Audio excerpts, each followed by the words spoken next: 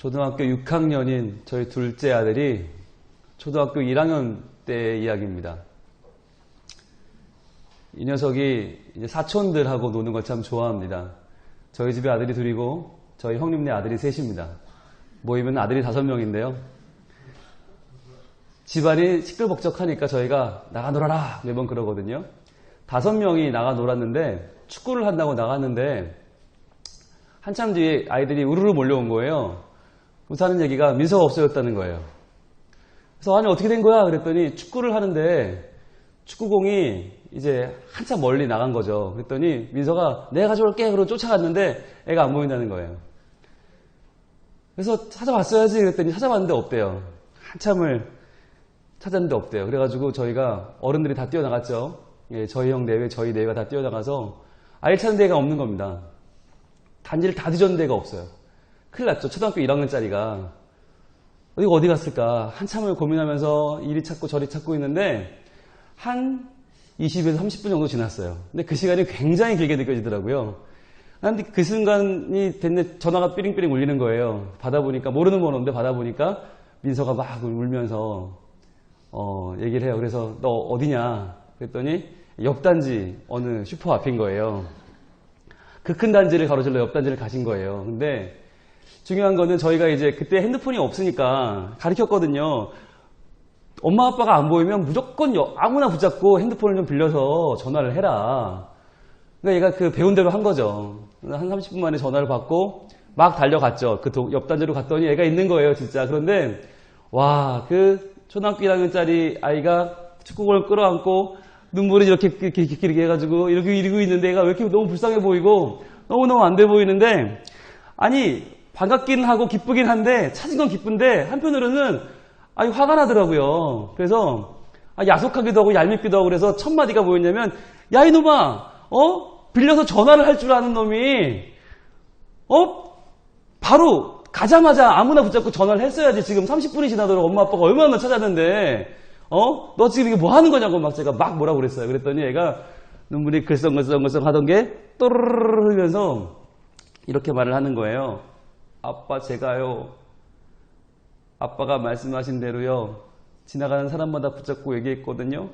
그런데요. 아무도 핸드폰을 안 빌려주더라고요. 그냥 지나가고요. 쳐다도 안 보고요. 그러더니요. 이 아줌마가 처음 저 빌려줬어요. 그리고는 옆에 서 있던 이제 엄마가 올 때까지 서 있던 그 아줌마 가리키면서 애가 눈물이 빵 하고 터지더라고요.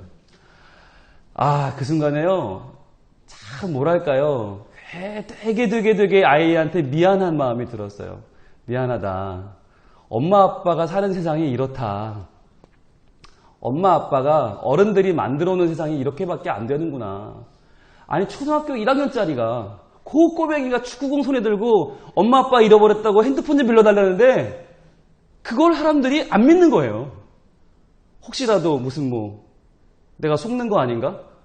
쟤한테 핸드폰 빌려줬다고 무슨 해코지 당하는 거 아닌가 싶은 사람들이 다 지나가 버린 거예요. 그러니까 그 애가 멀쩡한 그 아파트 단지 안에서 20분, 30분을 헤매고 그 핸드폰 하나를 못 빌려서 근데 이게 우리가 이렇게 만들어 버렸구나 라는 생각이 드니까요. 그때 너무너무 미안하더라고요. 그 아이를 제가 한참 붙잡고 미안하다 그랬어요. 여러분 이 시대에 우리가 잃어버린 것이 많이 있는데요. 진짜 중요한 걸 잃어버렸어요. 그게 믿음이에요. 믿음. 이제는요. 누가 뭘 준데도 싫고요. 누가 어디 좋은 데가 있대도 더 관심 없고요. 사랑합니다. 거기는 네가 날 언제부터 사랑해. 그랬구나. 예, 우리는 믿음이 없어졌어요. 누가 뭐래도 우리는 믿고 싶지 않고 그냥 날 그냥 뒀으면 좋겠고. 그런데 참 제가 이게 고민이었어요. 믿음이 사라진 이 시대를 어떻게 해야 되나. 근데 성경을 이렇게 읽다가요. 제가 충격받은 본문이 있어요. 예수님이 오병이어 사건 기억하시잖아요. 그 유명한 사건에 제자들이 찾아와서 예수님 사람들이 굶고 있어요. 5,000명이 굶고 있어요. 어떻게 할까요? 그랬더니 예수님 뭐라고 하셨는지 기억나세요? 너희가 먹을 것을 주어라 그러셨어요. 이게 무슨 말이에요? 우리가 어떻게 줘요? 그런데 가만히 보면 예수님께서는 농담하시는 게 아니거든요. 진담이거든요. 제자들에게 먹을 것을 주어라 라고 말씀하세요. 그런가 하면 베드로가 갈릴리 바닷가에서 배가 가라앉을 때 예수님이 나타나시잖아요. 예수님이 물 위를 걸어오시죠. 그걸 보고 베드로가 예수님 저도 물 위를 걷고 싶어요 그랬죠. 그때 예수님이 뭐라고 그랬어요? 넌 안 돼 라고 하지 않으셨죠? 어따 대고 이러지 않으셨죠? 나는 하나님 넌 인간 이러지 않으셨어요. 뭐라고 하셨어요? 그래 와라 그러셨어요. 아니 그것도 저는 읽다가 이게 말이 되나? 아니 예수님은 어디서 이런 믿음이 나신 걸까요? 아니 저도 우리 모두 없는 믿음이 제자들은 5,000명을 먹을 수 없고 베드로는 물 위를 걸을 수 없고 이게 우리의 분명한 믿음인데 예수님은 이런 믿음이 어디서 나셨을까? 그런데요 그 믿음 중에 최고의 믿음이 뭐냐? 바로 예수님이 부활 승천하셨다는 거예요. 거기서 승천하시면 안 되죠. 왜? 이제 막 예수님 부활하셨고 예수님에 대해서 막 믿음이 싹 트는 그 시대에 아니 더 사역을 하셔야지 승천해버리면 그거 어떻게 하자는 거예요. 아 책을 한 권 써놨어요. 무슨 단체를 하나 만들었어요. 무슨 뭐 하다못해 무슨 아무것도 안 해놓으셨잖아요. 단지 제자 몇 명 남겨놓고는 승천해버리셨어요. 그게 뭐죠? 제자들을 믿으신 거죠. 여러분 우리는요 굉장히 복이 있는 사람들인데요. 왜냐? 우리가 하나님을 믿는 것도 대단한 일이지만 더 중요한 건 하나님이 우리를 믿어준다는 사실입니다. 교회가 뭔지 아세요? 교회? 하나님이 우리를 믿어주신다는 증거예요. 하나님이 직접 이 세상을 다스리시면 얼마나 더 멋지겠어요? 하나님이 직접 통치하시면 얼마나 더 좋겠어요? 나의 뜻은 이런 것이 다우. 자, 대한민국아, 수도동아, 강남아, 내 뜻대로 해라. 얼마나 확실해요. 얼마나 분명해요. 그런데 하나님은 그 방법을 택하지 아니하시고 대한민국을 위하여, 서울을 위하여, 수도동을 위하여 우리 수서교회를 준비하신 줄로 믿습니다. 여러분 하나님께서 예수님께서 승천하시면서 그렇게 빈약해 보이는 별거 없어 보이는 몇 명의 제자를 믿고 그들에게 하나님 나라를 맡기고 승천하셨을 때 그들이 어떻게 했어요? 할 줄 아는 게 없었던 그들은 모여서 기도하기 시작합니다. 처음에는 각자 개인이었지만 그들이 모여서 기도할 때 그 가운데 예수님이 약속하신 성령이 임합니다. 그리고 그 힘이 없어 보이는 별것 아니어 보이는 개인들이 모인 그 자리가 성령 충만을 통해서 그 자리가 교회로 변신합니다. 그때부터 그 교회는 이 땅에서 놀라운 일들을 해내기 시작합니다. 말도 안 되는 일들을 해내기 시작합니다. 여러분 교회가요 로마를 꺾었잖아요. 그 당시 가장 큰 로마 제국을 꺾었잖아요. 꺾을 수 있는 비결이 뭐였다고 생각하십니까? 교회는요 세상과 타협하지 않고 자기를 믿어주신 하나님 말씀에 의탁했어요. 하나님 말씀을 의지하고 말씀대로 곧대로 걸어갔어요. 그랬더니요 무슨 일이 벌어졌냐면 로마 그 대단한 제국의 왕족들, 귀족들, 그 정말 그 성에 사는 그 영주들 그런 사람들이 시간이 지나면서 세상이 타락하기 시작하고 세상이 점점 무너지기 시작하면서 무슨 일이 벌어졌냐면 며느리감을 데려올 사람이 없는 거예요. 이 명문 대가를 이끌어갈 수 있는 정직하고 깨끗하고 순수하고 순결한 며느리감이 씨가 말라버린 거예요. 그런 와중에 며느리감 1위가 누구였는지 아세요? 교회 다니는 사람들이었어요. 크리스찬이었어요. 비록 소수지만 비록 핍박받는 사람들이지만 비록 사회적인 지위는 아무것도 없지만 그 크리스찬들이 하나님의 말씀에 순종하면서 순결하게 살고 정직하게 살고 성실하게 사는 그 모습이 그 당시에 믿을 만한 깨끗한 며느리감은 크리스찬밖에 없었던 거예요. 그래서 왕가에서 크리스찬들을 며느리로 데려갑니다. 귀족들이 크리스찬을 며느리로 데려갑니다. 영주들이 크리스찬을 며느리로 데려갑니다. 그리고 나서 그녀들이 그 가문에 들어가서 결혼해서 애를 낳죠. 그러면 여러분 교회 다니는 사람들의 특징이 뭐예요?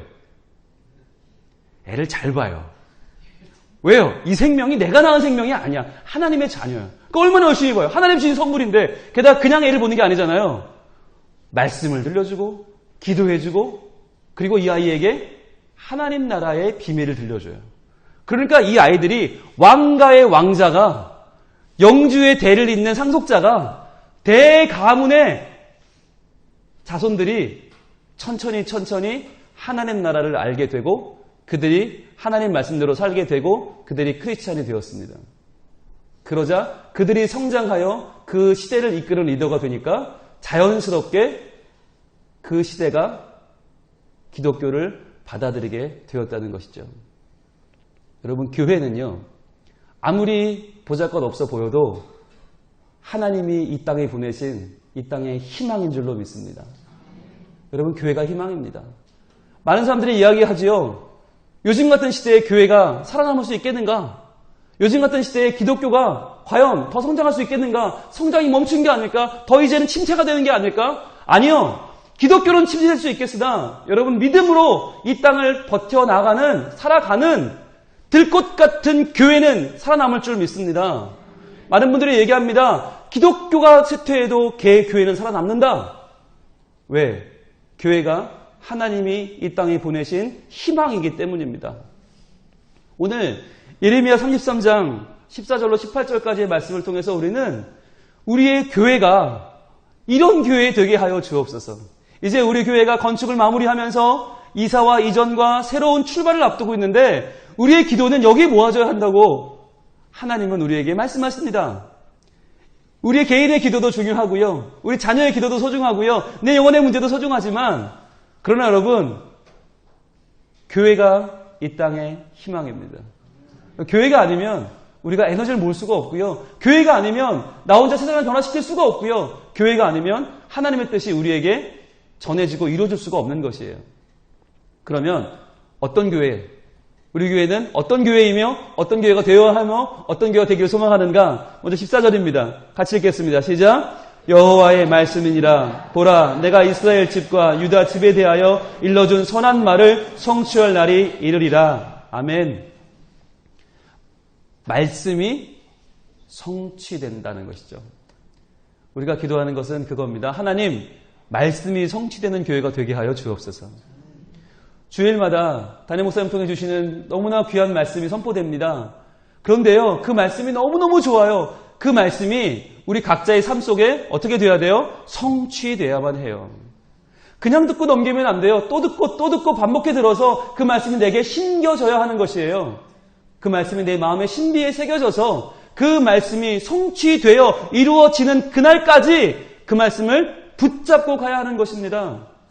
그러니까 말씀이 성취되게 해주세요라는 기도는 바꿔 말하면 뭐냐면 하나님, 말씀을 붙잡고 견디고 이 말씀대로 살아내는 우리의 삶의 능력을 허락하여 주옵소서라는 기도입니다. 말씀은 그냥 성취되지 않습니다. 반복하여 그 말씀에 내 인생을 헌신하는 영혼들이 필요합니다. 우리 교회가 지금까지 그래왔던 것처럼 하나님 말씀에 귀를 기울이고 그 말씀에 내 생명을 걸고 말씀대로 걸어 로마 대제국을 무너뜨렸던 그 교회의 힘처럼 이 시대 물질 문명과 이기주의와 다신론과 수많은 사람들의 이기적인 도전 가운데 흔들리고 있는 우리 기독교가 우리 교회로 인하여 다시 한번 우뚝 서게 하여 주옵소서.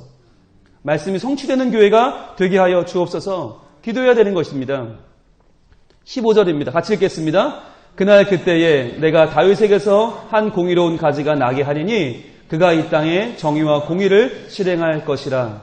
이 말씀은요, 많은 사람들이 그렇게 해석을 합니다. 다윗에게서 한 공의로운 가지가 난다. 이것은 다윗 가문에서 하나님이 보내시는 구세주 예수 그리스도가 날 것을 예언하고 있는 것입니다.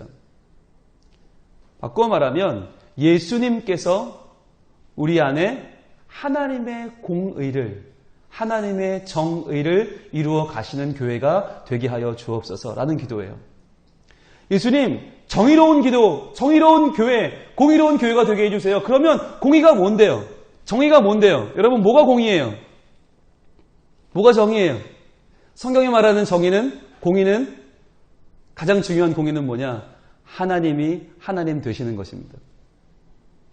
나는 하나님의 자녀 되는 것입니다. 이게 가장 중요한 공의예요. 이게 무너지면 공의가 없는 거예요. 정의가 무너지는 거예요. 그러면 아니 당연히 그렇지 않아요, 목사님? 하나님은 하나님이고 우린 자녀지. 아니요. 우리는 쉴 새 없이 끊임없이 내가 하나님이 되려고 해요. 내가 하나님처럼 되려고 해요.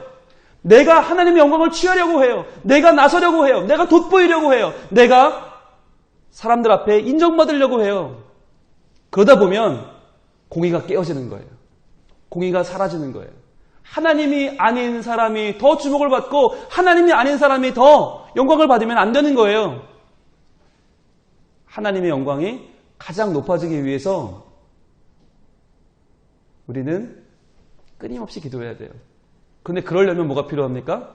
다윗의 가지에 한 의, 다윗에게서 한 공의로운 가지가 난다 그랬어요. 그러니까 예수님은 우리에게 하나님의 하나님 되심을 알려주시는 우리의 구세주이십니다.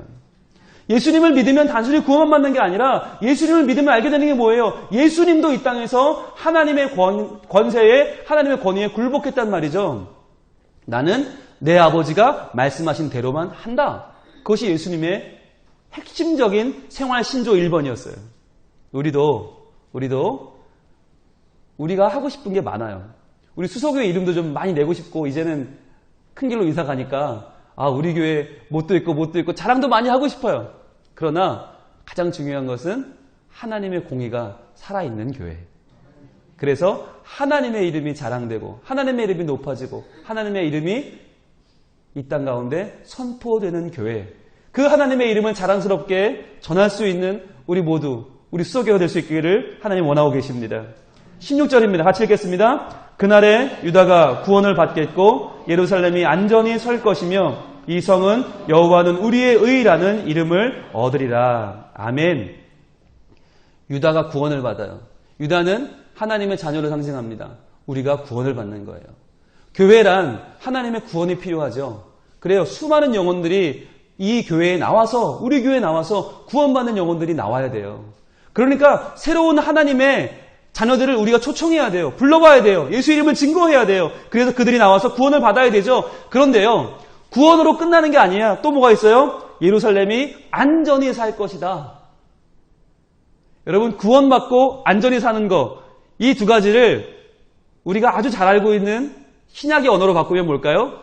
구원과 안전히 사는 거 이것은 신약에서 바로 은혜와 평강입니다.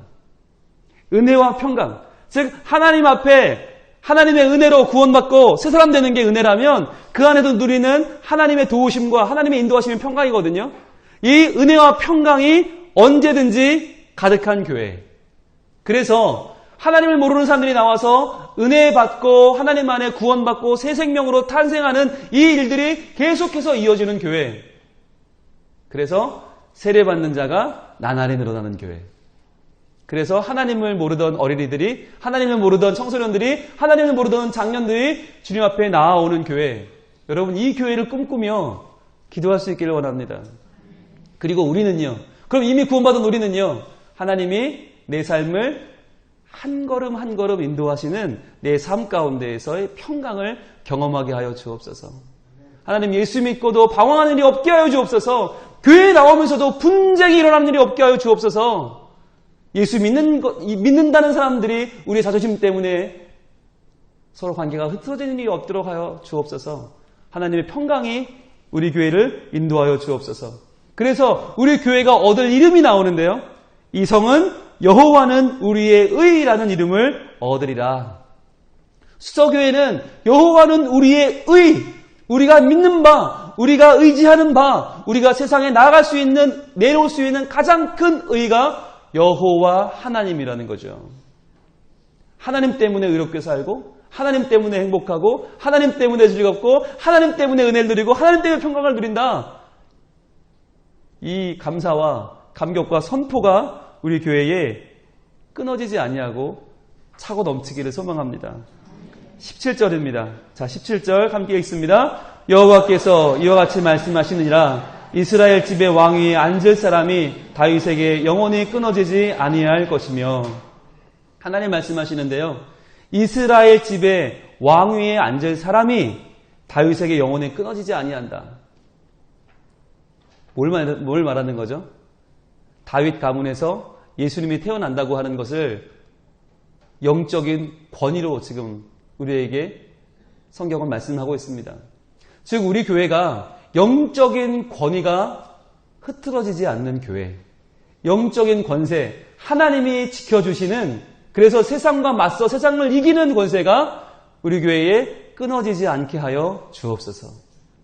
그래서 세상이 아무리 어그러져도, 세상이 아무리 엉뚱한 길로 나아가도 말씀으로 나아가는 교회, 하나님께서 지키시고 하나님의 영적인 권세, 오직 하나님 앞에만 순복하고 세상에 무릎 꿇지 않는 교회, 오히려 하나님을 대항하여 높아진 많은 것들을 주님 앞에 무릎 꿇게 하는 하나님의 영적 권세가 살아있는 우리 교회 될 수 있기를 우리 하나님 원하십니다. 그리고 끝으로 18절입니다. 같이 읽습니다. 내 앞에서 번제를 드리며 소제를 사르며 다른 제사를 항상 드릴 레위 사람 제사장들도 끊어지지 아니하리라 하시니라. 그렇죠. 번제와 소제와 다른 제사, 하나님께서 직접 만드신 하나님을 경외하고 경배하는 바로 예배입니다. 우리의 예배가 끊어지지 않는다. 끊어지지 않을 것이다. 자, 하나님은 우리 교회가 예배가 끊어지지 아니하는 교회, 하나님을 향한 참된 경배가, 왜냐하면 그냥 번제가 아니잖아요. 그냥 소제가 아니잖아요. 중요한 말이 나오죠. 누구 앞에서? 내 앞에서. 그렇죠. 예배를 드리는데 하나님 앞이 아닌 곳도 있단 말이에요. 어디 앞일까요? 자기의 욕심과 자기의 아집이 만들어낸 우상 앞에서 예배할 수도 있어요. 똑같이 예배하는 것 같지만 다 하나님을 향해 예배하는 게 아니란 말이에요. 어떤 사람은 자기의 계획을 향해 예배하고, 어떤 사람은 자기의 꿈을 향해 예배하고, 어떤 사람은 자기 자녀의 미래를 향해 예배한다는 거예요. 그게 아니라 내 앞에서, 하나님 앞에서, 하나님의 살아있는 그분의 존재 앞에 살아가는 예배자, 하나님을 영화롭게 하고 하나님 때문에 예배하는 예배자, 하나님의 은혜를 갈망하며 내게 주신 말씀이 내게 응답될 줄로, 성취될 줄로 믿고 나아가는 믿음의 예배자, 그래서 그 예배로 내 인생을 거는 예배자, 예배로 전도하는 전도자, 예배로 하나님을 선포하는 하나님의 예배 선교자들이 우리 가운데 일어나게 될 것입니다. 여러분, 오늘 말씀은 이 당시에는요, 사람들이 귀를 기울이지 않았어요. 오죽하면 예레미야가 눈물의 선지자 아닙니까? 하나님 말씀을 증거하는데 아무도 듣지 않아요. 아무도 귀 기울이지 않아요. 가슴을 치며 눈물을 흘리며 이 복음을 전했는데, 여러분, 이 말씀이 신약 성경에 그대로 이루어졌어요.